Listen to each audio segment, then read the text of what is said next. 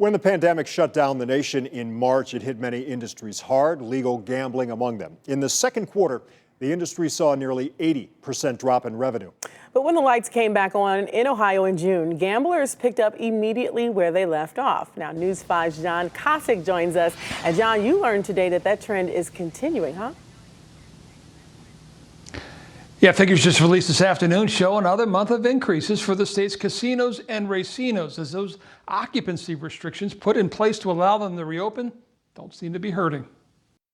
When gambling returned to Ohio in June after being shut down for more than 2 months, they did so at 50% of capacity and with social distancing procedures in place. 3 people per blackjack table, 4 people for roulette, 6 people, 3 on each end of craps.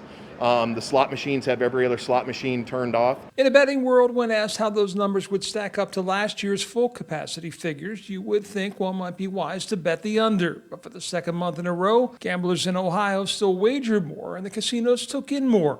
Statewide, the 4 casinos and 7 racinos took in combined more than $172 million after all bets were paid, a 4.7% increase over 2019. This follows July's take of $181 million, which marked a 12.2% jump, something attributed then in part to cabin fever and less competition for the entertainment dollar. I think there's certainly a pent-up demand out there, not just in Ohio, although they had a great month, but also across about a half a dozen other states where casinos have reopened. The 4.7% jump, though, is less than July's 12.2%, which some analysts expected, in part as casinos in neighboring Michigan reopened. August also marked the first month since the pandemic hit where those unemployed didn't have the extra $600 a week in extended benefits.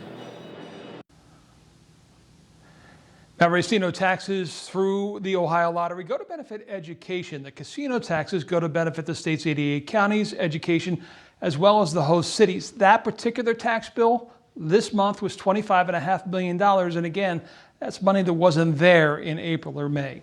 Live in Shaker Heights, John Kosick, News 5.